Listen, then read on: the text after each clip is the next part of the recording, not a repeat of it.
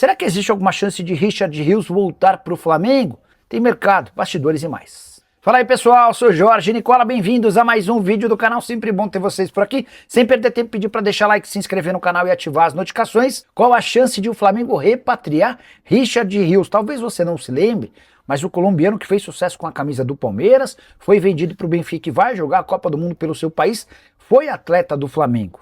Isso aconteceu antes mesmo dele chamar a atenção no Guarani e se mudar para o Verdão da capital paulista. A especulação de que o Flamengo teria interesse em contratar o Richard Rios surgiu ao longo dessa semana. Não consegui fazer esse vídeo antes porque queria ter um feedback de alguém do Flamengo para tratar sobre o tema.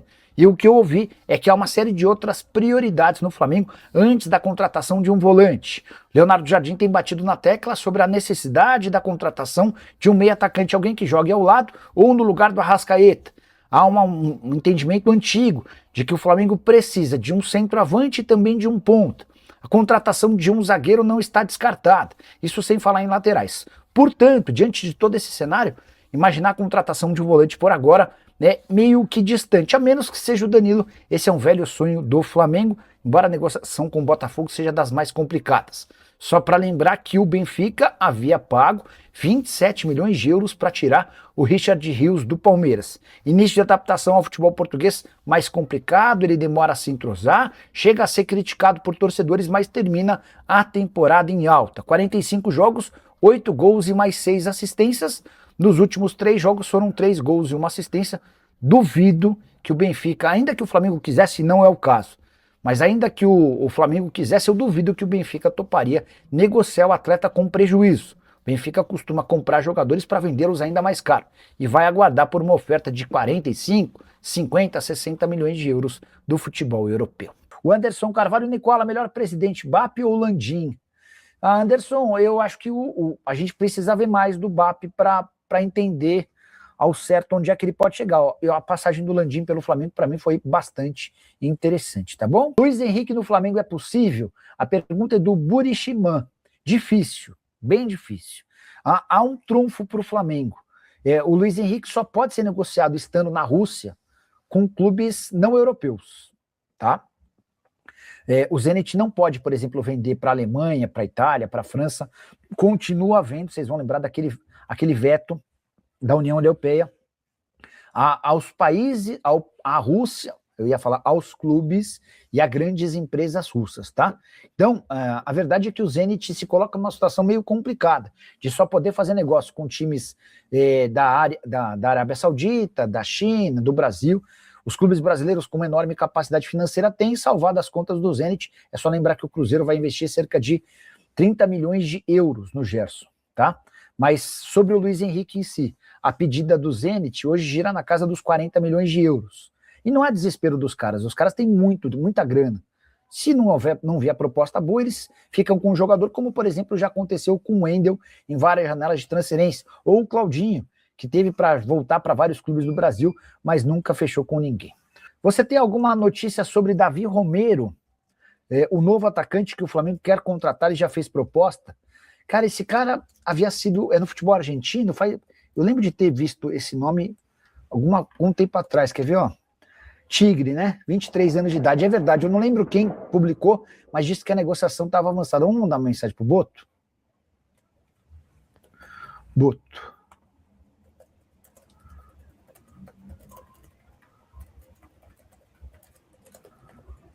Mandei mensagem pro Boto.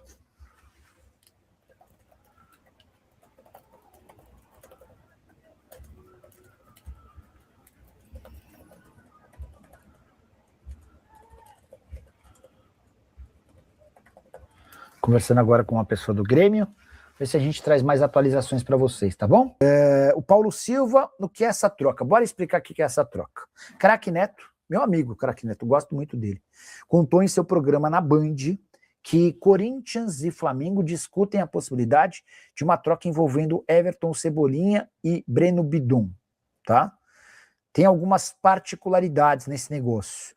A primeira delas, a idade dos jogadores. O Bidon tem 22 anos, 21 para ser mais preciso. O Cebolinha tem 30. Tem outro ponto super importante, contrato. O Cebolinha tem vínculo só até dezembro. A partir de julho ele já pode assinar um pré-contrato para sair de graça do Flamengo. O vínculo do Bidon só acaba em 2029. E o valor de mercado dos dois também é bem diferente. O Bidon está avaliado em 22 milhões de euros, o Cebolinha está avaliado em 7, mas hoje, se aparecer 3 ou 4 milhões de euros, o Flamengo tem que vender na hora, porque é pegar essa grana ou perder o jogador de graça. O próprio craque Neto, durante a sua informação, ele chegou a dizer que essa troca só vai acontecer se houver uma compensação financeira ao Corinthians. E é de se imaginar que precise mesmo disso, senão não tem nem por que fazer o negócio. Antes de gravar o vídeo da tarde, em que eu expliquei um pouco mais de detalhes dessa história, eu consegui conversar com uma pessoa do Flamengo. Ninguém do Corinthians ainda me respondeu. No Flamengo, a informação é de que não há interesse em trocar o Bidon pelo Cebolinha na metade do ano, tá bom? E essa história de que Gonzalo Plata pode virar reforço do Mônaco, a notícia que surgiu no Brasil dá conta de que ele foi indicado por Felipe Luiz. O que eu fiz? Entrei em contato com gente do Mônaco, clube que tem como CEO, como diretor esportivo, Thiago Escuro, brasileiro que já trabalhou no Red Bull Bragantino. E o que dá para contar é que não existe nenhuma chance de o Plata trocar o Flamengo pelo Mônaco.